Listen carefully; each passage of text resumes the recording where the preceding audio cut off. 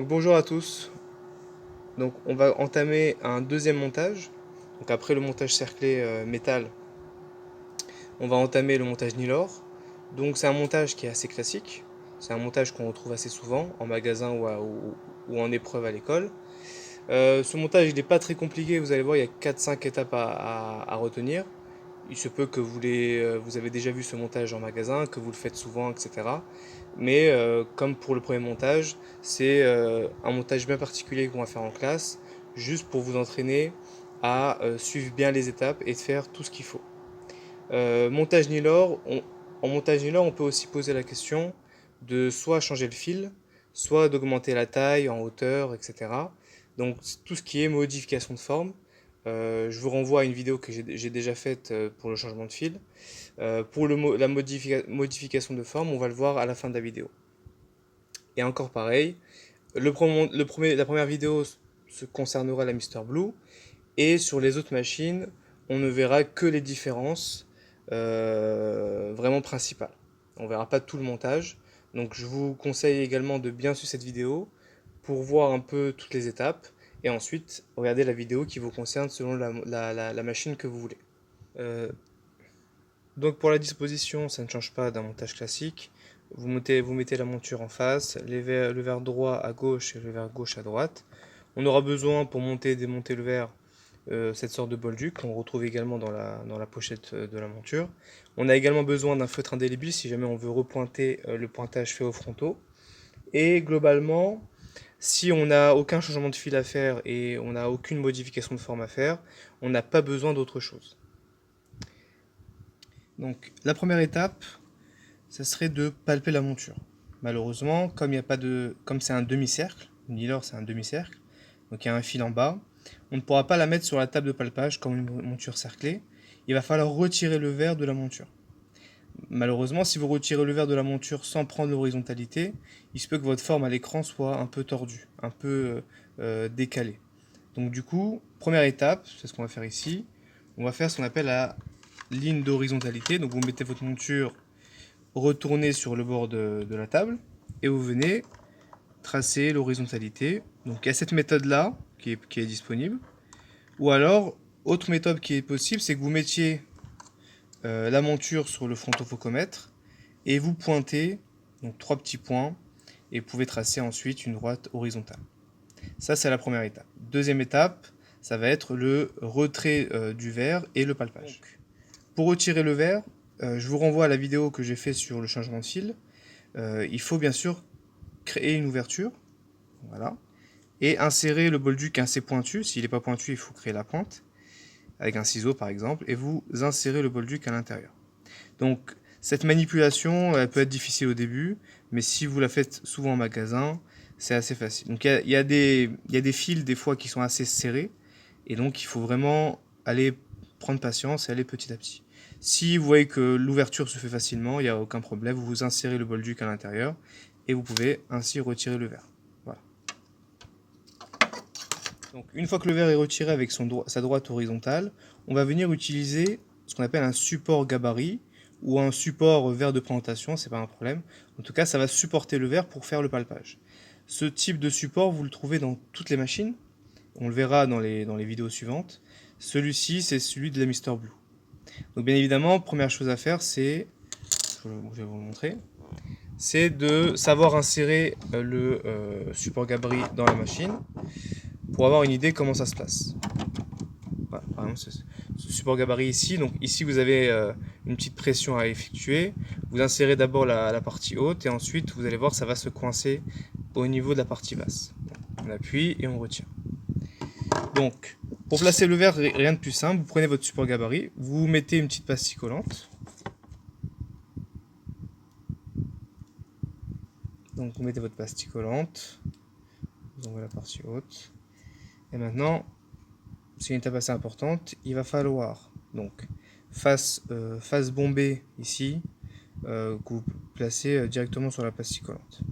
Donc, bien évidemment, il faut rester droit, c'est-à-dire qu'il faut faire en sorte que cette droite horizontale que vous avez fait sur le verre soit horizontale sur le support gabarit. Donc, vous venez ici et vous essayez de placer cette droite horizontale. Vous pouvez prendre ce repère en visuel pour pouvoir être sûr que c'est parallèle et vous venez placer votre verre. Voilà. Vous appuyez et votre verre est fixé sur le support gabarit. Donc vous voyez bien que la droite horizontale sur le verre que j'ai fait au stylo, elle est, on va prendre ce repère comme repère ici, elle est bien parallèle à cette partie-là. Donc on voit bien que le verre il est droit. Très important pour pouvoir palper une monture qui est assez droite. Ensuite, vous insérez votre support gabarit, comme ici. Donc, doucement. Donc la partie haute se met et ensuite la partie basse se coince. Et vous avez ce verre-là qui est suspendu et la machine va venir palper la monture. Donc comment ça se passe? On revient un peu sur l'écran d'accueil que vous connaissez déjà. Et on va venir ici, au niveau de la monture. Donc pareil, on n'a pas de monture physique, on a juste un verre de présentation. C'est pas grave, vous gardez la monture. Ensuite, ici, on va venir palper soit vers droit, soit vers gauche. Ça, c'est une étape très importante puisque dans les machines, il va falloir respecter certains critères pour savoir si je palpe un vers droit ou un vers gauche. Ça, on le verra pour les machines suivantes. Là, je sais très bien que, alors je sais, j'ai pas montré, mais je sais que c'est un vers gauche, d'accord? Donc vous avez la monture ici, le vers droit, il est encore dessus. Comment je sais que c'est un vers gauche? Puisque, regardez, ici, le verre il a été retiré ici et le pont est à gauche. Par rapport à ça, le pont est à gauche, donc c'est bien un vers gauche. Il aurait été intelligent que je mette le nez sur le verre de présentation, comme ça je me cours pas. Mais en tout cas, le nez il est ici, à gauche. Donc je vais venir ici, regardez pareil, le pont à gauche, sélectionner le vers gauche. Voilà. Et ici, je vais flèche verte pour entamer le palpage. Donc là, la machine détecte qu'il n'y a pas de monture physique, c'est pas une monture cerclée. Donc elle va entamer un palpage pour les nylors. Elle va venir ici, voilà, avec un petit bras, faire le contour du verre. Donc bien important que le verre soit bien fixé sur la pastille et qu'il soit droit, puisque c'est selon comment vous l'avez mis que la forme va apparaître à l'écran. Bien évidemment, comme j'ai palpé qu'un seul verre, la machine me demande le pont, donc la cote D. Donc vous venez ici sur la branche et la cote D, on le voit ici, c'est 17. Donc vous insérez 17. Très important pour respecter les écarts hauteur. Si vous ne mettez pas le pont, bien que vous mettiez les écarts hauteur que vous avez pris sur le client, comme le pont n'est pas bon, bah le centrage sera mauvais. Et je valide. Voilà. Donc là, regardez, la forme va apparaître à l'écran. Voilà, elle est là. Donc je peux retirer le petit trépied. Donc on voit bien que la forme elle est droite et on peut commencer le montage. Après le palpage, donc le montage ne diffère pas du montage de la cerclée métal ou plastique, peu importe. Il va falloir venir ici choisir la surface du verre. Donc est-ce que c'est une surface unifocale, progressif, double foyer, telex, mi-distance, etc. Nous on est sur des verres unifocaux pour l'instant. Ensuite, pareil, si vous sélectionnez le centrage manuel ou centrage automatique. Donc centrage manuel, c'est qu'il faut d'abord aller pointer les verres au frontaux, automatique ou manuel. Donc il faut avoir les 3 points sur le verre. Si vous mettez automatique, vous placez votre verre aléatoirement et c'est la machine qui va détecter la sphère, le cylindre. Vous allez placer l'axe, etc. Et elle va détecter directement le centrage et elle fera le centrage pour vous. Ça, c'est faisable en magasin, mais moi, comme d'habitude, je vous force un petit peu à utiliser le fronto soit automatique, soit manuel pour que vous vous entraîniez là-dessus. Donc moi, je vais rester sur un centrage manuel, donc je vais devoir aller pointer les verres au fronto avant de continuer. Ensuite, vous avez les icônes pour, bien sûr, modifier écart hauteur. Donc on va laisser 32,5 et 15, c'est pas très important. En tout cas, vous pouvez faire varier ici en appuyant sur le plus ou le moins, ou alors en appuyant directement dessus. Voilà. Ça, c'est pas très important pour l'instant. Je vous donnerai les données pupillaires une fois le montage en classe. Vous avez par contre 2 icônes très importantes. Alors, vous avez le forêt qui fait référence à un montage qui est percé. Ici, c'est pas le cas. Mais par contre, cette forme-là, elle va être très intéressante. Je vous montrerai ça en fin de vidéo. Ça sera pour l'exercice de modification de forme. Pour l'instant, on fait un montage classique. La monture ne doit pas être modifiée au niveau de la taille ou de la hauteur, peu importe. Et on peut ensuite, bien sûr, venir placer mon verre, centrer le verre et ventouser. C'est ce qu'on va faire tout de suite. Donc étape suivante, voilà. J'ai pointé mes verres. Vous avez ici donc les pointages, donc c'est des verres toriques hein, que j'ai choisi. Ici, j'ai aléatoirement accès à 0 degré. Donc comme c'est un verre qui est torique, bien évidemment, lors du centrage, je garde les 3 points pour respecter l'axage et ne pas me tromper d'axe lors du montage. Donc, ensuite, je vais ici, comme c'est un montage qui est manuel, enfin centrage plutôt qui est manuel, je vais venir ici placer les 3 points alignés sur l'horizontalité, donc la ligne blanche ici. Le centre optique au niveau de la pupille. Donc je vous rappelle que la croix blanche c'est la pupille et que la croix bleue c'est le centre géométrique, c'est le centre boxing. Donc ne pas confondre les deux, d'accord? Donc bien se fier à la croix blanche qui est la position de la pupille, le placement, la position. Donc je viens ici respecter, donc je centre au centre optique, donc la pupille est en face du centre optique et j'aligne pour respecter l'axage. Une fois que c'est fait, donc je me suis déjà préparé les ventouses avec les pastilles collantes.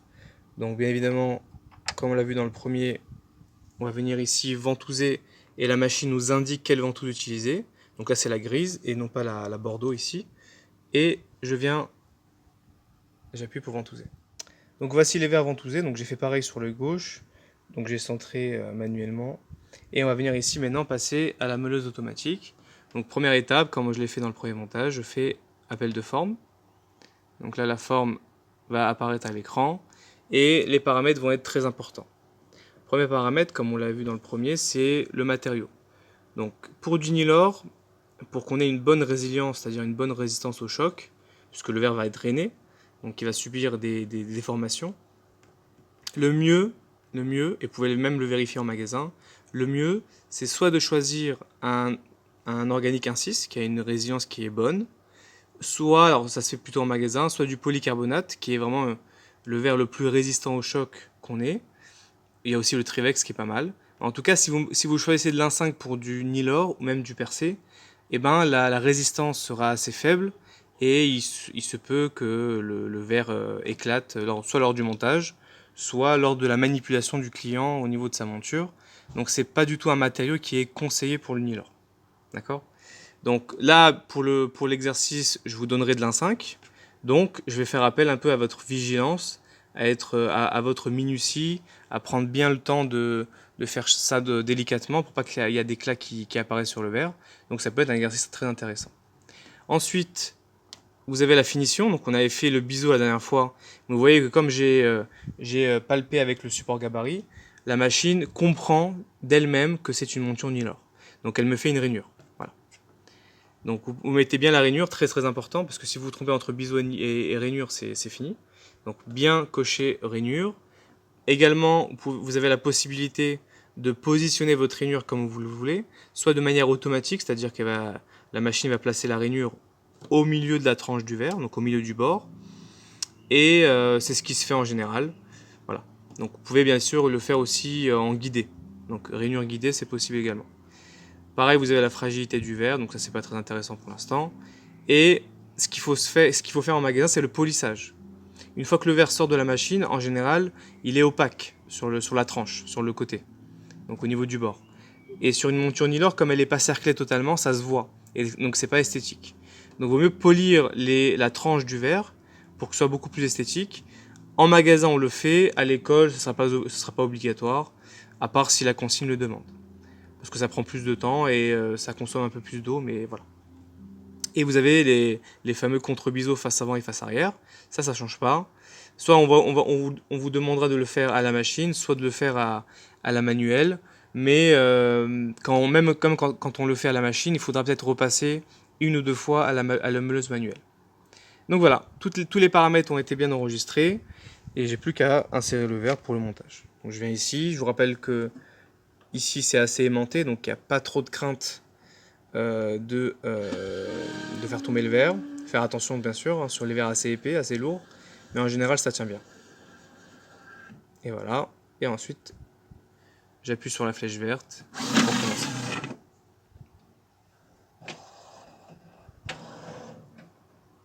Donc, pareil, vous allez avoir les épaisseurs visibles une fois taillées, donc les épaisseurs finales en fait. On voit que le verre une fois taillé sera assez fin. Je vous rappelle une deuxième condition qui est très importante. La première, je l'ai déjà expliqué tout à l'heure, il faut un verre qui soit résilient pour une nylor, très important. Et la deuxième la deuxième condition pour que le montage Nilor se fasse bien, il faut que l'épaisseur... Voilà, nous voilà avec le verre déjà taillé, donc vous avez bien sûr la rainure qui est au bord. Et on va venir insérer maintenant le verre dans la monture, donc on va faire le montage. Donc c'est l'étape finale, on va dire. Je vous renvoie à la vidéo que j'ai fait sur la chaîne pour vous montrer comment on monte et on démonte un verre sur une monture Nilor. Donc je vous invite à aller la regarder. Donc je vais le faire rapidement sans trop vous expliquer les étapes. Donc les choses les plus importantes à retenir, c'est que lorsqu'on veut monter un verre Nilor dans une monture, enfin un verre avec une rainure dans une monture Nilor, il faut toujours, pour limiter les éclats, passer en dessous. Donc on insère le verre d'en dessous. C'est-à-dire que la rainure reste en haut. Enfin le fil, pardon. Le fil reste en haut. Pour que quand je vais venir glisser le fil dans la rainure, et ben ça suive un peu la courbure qui est dans ce sens-là. Et ça va limiter un peu la casse, parce que si vous mettez le fil en dessous, vous allez devoir contrer la courbure, donc passer par les angles ici, et comme c'est de l'A5, c'est pas très résistant. Donc, je verrouille bien, alors je fais attention que les bords des fils en haut et en bas soient, soient entrés dans la rainure, puisque des fois il y a des élèves qui montent le verre, et on voit que les bouts des fils ici en haut et en bas sortent, donc ça veut dire que lors du montage, ils n'ont pas été insérés correctement. Donc là, on fera très attention à ça, on tient le verre d'un côté, et on va venir ici faire glisser tout doucement la rainure, voilà, dans ce sens-là. Donc on maintient bien le verre ici. Ici, je le maintiens comme ceci, et je fais glisser la rainure tout doucement. Vous allez voir, voilà, il n'y aura aucun problème. Donc là, la rainure, enfin le fil rentre dans la rainure tout doucement, sans forcer. Et une fois que vous voyez que, une fois que vous vérifiez que les bouts des fils soient bien insérés, et ben vous pouvez retirer le bolduc tout simplement. Voilà. Et vous faites pareil pour les deux verres. Donc pour vérifier un montage correct, il faut qu'il n'y ait pas d'éclat forcément. Il faut que le fil soit rentré partout et il faut que les bouts des fils soient bien insérés dans la rainure du verre et qu'ils ne sortent pas. Donc ça c'est la première vidéo sur les Mister Blue, mais vous avez les autres vidéos qui vont suivre juste après. Donc bon courage à tous. Donc dernière partie de la vidéo. Donc ici on va s'attarder à un exercice qui est fort intéressant, c'est celui de modifier la forme du verre, donc pour un montage Nilor. Donc vous pouvez ici bien sûr modifier tout ce que vous voulez. Donc on va venir ici euh, sur ce petit logo de changement de forme. Voilà. Donc vous avez la forme qui est ici, vous avez tous les paramètres de modification qui sont disponibles. Alors sur une Nilor, comme il y a un cercle et un demi-cercle en haut, on ne pourra pas augmenter la cote A puisque c'est pas possible. On ne pourra augmenter en général que la cote B. Donc on pourra faire descendre la cote B un peu plus grande pour pouvoir soit mettre un verre progressif, puisque si le verre de base il a une cote B insuffisante, il faudra augmenter la forme en bas pour le verre progressif, ou alors parce que le client il préfère, il trouve que c'est plus esthétique, etc. Donc peu importe la raison, on va venir peut-être ici, voilà, au niveau de la cote B, donc on va augmenter juste le bas du verre, donc en hauteur, et soit voilà, vous validez le, le type de modification que vous voulez, donc là, ici c'est la cote B en bas, et vous modifiez, etc. Vous voyez que la forme augmente à vue d'œil. Une fois que vous avez la forme que vous souhaitiez, donc en augmentation, en modification, vous faites valider, voilà, et la nouvelle forme est prise en compte pour la suite du montage. Donc voilà comment on modifie la forme sur la Mister Blue. On vient sur ce petit logo, on modifie la côte que l'on souhaite, dans les sens que l'on veut, etc. Et après on valide, tout simplement, pour la suite du montage. Pour les autres machines, je montrerai ça dans les autres vidéos. Donc voilà et bon courage.